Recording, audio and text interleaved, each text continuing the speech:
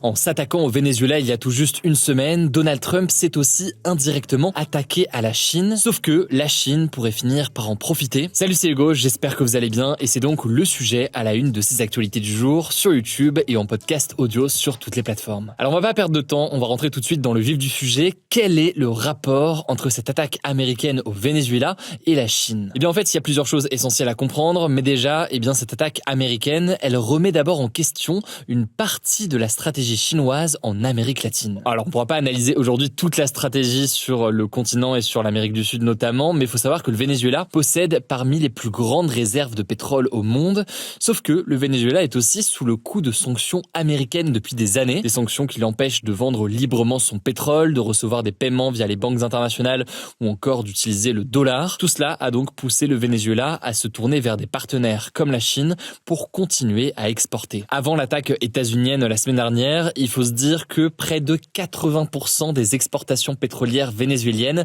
allaient vers la Chine selon l'agence Reuters. Bon, il faut quand même noter que cette dépendance, elle était très loin d'être aussi importante côté chinois. En fait, le pétrole qui venait du Venezuela et qui arrivait donc en Chine, il représentait une partie marginale, autour de 4% en fait, des importations totales de pétrole de la Chine. Bref, le Venezuela était dépendant de la Chine, mais la Chine n'était pas forcément dépendante du Venezuela, même si ce pétrole, il avait une valeur symbolique et politique très forte, puisque c'était une coopération entre la Chine et un ennemi juré des États-Unis. Bon, mais ça s'arrête pas là, puisqu'en fait, en parallèle de ces échanges pétroliers, la Chine avait aussi accordé des prêts massifs au Venezuela, transformant en fait une partie de la dette vénézuélienne en rémunération en nature. C'est ce que l'on appelle des accords pétrole contre prêt. En gros, au lieu que le Venezuela rembourse l'argent en dollars ou par des remboursements classiques, le Venezuela s'engageait à livrer une partie de sa production de pétrole à la Chine pour rembourser sa dette. Bon, et si les données exactes, elles ne sont pas connues aujourd'hui, il y a une estimation qui avait été faite par Beyond Horizon, qui est un centre de recherche stratégique belge, et qui estime que le Venezuela devait encore, fin 2025, plus de 12 milliards de dollars à la Chine. Et plus largement donc, je pense que vous l'aurez compris, et puis vous êtes nombreux à avoir témoigné sur le sujet ces derniers jours, notamment les franco-vénézuéliens qui suivent la chaîne. Il y a une forme de dépendance vis-à-vis de la Chine qui était en train de se former dans la stratégie actuelle du gouvernement vénézuélien et avec en parallèle les sanctions américaines. À noter au passage que la Chine s'intéressait également à d'autres ressources dont la région bénéficie, et notamment l'or. La Chine a par exemple établi plusieurs co-entreprises dans la région pour explorer justement les sous-sols vénézuéliens. C'est donc tout ce mécanisme, et encore là on parle que du Venezuela, mais c'est ce mécanisme qui avait permis à la Chine d'accroître son influence dans la région tout en soutenant donc le gouvernement de Maduro face aux pressions des États-Unis. L'opération américaine, de ce point de vue-là donc, ça constitue un revers stratégique pour la Chine qui perd un allié dans la région et des ressources. Sans surprise donc, la Chine a officiellement dénoncé l'opération américaine comme étant une violation du droit international et de la souveraineté du Venezuela. Alors c'est factuellement complètement le cas, c'est évidemment une violation du droit international avec cette attaque, mais c'est quand même des mots importants qui n'ont pas été employés par tous les pays du monde pour dénoncer donc cette attaque de Trump. Bon, mais une fois qu'on a dit tout ça, certains estiment que la Chine pourrait en fait finir par profiter indirectement de l'impérialisme de Trump, notamment à l'autre bout du monde. Vous me voyez peut-être venir ici, on va parler de Taïwan. La Chine menace depuis des années de s'emparer de Taïwan, cette île au large de la Chine qui est autonome. Taïwan, c'est une démocratie avec son économie, son propre gouvernement, etc. Mais Taïwan n'est pas reconnu officiellement comme un État indépendant et la Chine considère que Taïwan fait partie intégrante de son territoire. Alors le point commun dans ces deux situations, c'est qu'il y a donc des relations, ou plutôt des tensions entre une superpuissance d'un côté et un État plus faible avec évidemment des enjeux géopolitiques très importants. Et pour autant, la nature même du conflit est évidemment très différente. Dans le cadre du Venezuela, c'était une opération militaire américaine visant à enlever le président du pays, mais sans revendication territoriale particulière. Alors Donald Trump, les premiers jours, a affirmé vouloir gouverner au Venezuela. Aujourd'hui, ça ressemble davantage en fait à une pression immense exercée sur le gouvernement vénézuélien pour qu'il fasse ce que les États-Unis demandent. Alors évidemment, c'est deux types de situations différentes. On n'est pas sur le même genre d'attaque, pas dans le même genre de relation aussi entre les pays. Mais tout de même, certains s'inquiètent. Par exemple, Antonio Guterres, qui est le secrétaire général de l'Organisation des Nations Unies, qui affirme que l'attaque américaine a créé, je cite, un dangereux précédent dans le cadre du respect du droit international. En gros, Trump agit ouvertement en dehors du cadre international et donc ça pourrait inciter la Chine à faire de même et par exemple donc à mener une attaque armée et une invasion de Taïwan dans les prochaines années ou dans les prochains mois pour s'emparer définitivement donc de l'île. Mais face à cela, et je terminerai là-dessus avant le reste de l'actualité, certains analystes suggèrent que pour la Chine, la vraie question concernant l'invasion de Taïwan, ce n'est pas est-ce que le monde l'acceptera, mais aussi ou surtout surtout, est-ce que la Chine est en capacité militaire et stratégique de s'emparer de l'île? En effet, l'invasion d'une île, je rentre pas dans les détails, mais c'est pas une mince affaire. D'un point de vue militaire, c'est des moyens importants. Par ailleurs, évidemment, Taïwan se prépare et renforce en face son armée. Il faut aussi noter qu'il pourrait y avoir une implication importante des États-Unis. Les gouvernements successifs ont toujours déclaré, y compris Donald Trump, qu'il défendrait Taïwan. D'ailleurs, fin décembre, on en avait parlé, Donald Trump avait annoncé la livraison de plus de 11 milliards de dollars d'armes américaines pour Taïwan. Alors maintenant, est-ce que réellement les États-Unis iraient défendre Taïwan en cas d'invasion?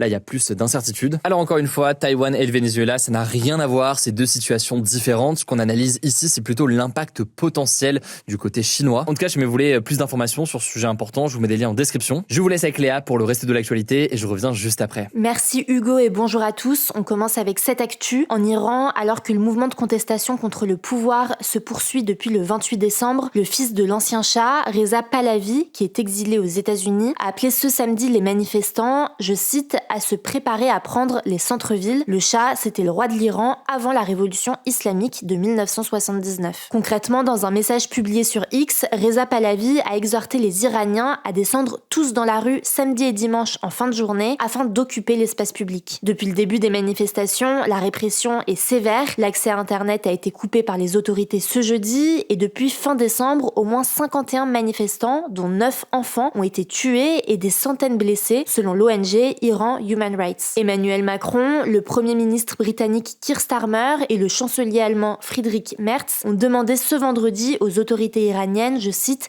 de s'abstenir de toute violence et de respecter les droits fondamentaux. Donald Trump, quant à lui, avait menacé jeudi de frapper très fort l'Iran si les autorités commençaient à tuer les manifestants. Deuxième actu, en France, la grève des médecins libéraux se poursuit et une manifestation a été organisée à Paris ce samedi à l'appel de tous leurs syndicats. En fait, depuis lundi et jusqu'au 15 janvier, les médecins libéraux protestent contre des mesures les concernant dans le budget de la sécurité sociale 2026. Ils dénoncent un budget jugé insuffisant, le contrôle renforcé des arrêts de travail ou encore la baisse des tarifs de certains actes. Ce mardi, l'activité a chuté de 19% chez les généralistes et de 12% chez les spécialistes par rapport à l'activité habituelle, selon les données de l'assurance maladie, ce qui montre que le mouvement est suivi. La ministre de la Santé a proposé de recevoir ce samedi les syndicats des médecins libéraux qui ont refusé. Troisième actu, toujours en France, le Premier ministre Sébastien Lecornu a demandé au ministre de l'Intérieur Laurent Nunez d'étudier l'organisation d'élections législatives anticipées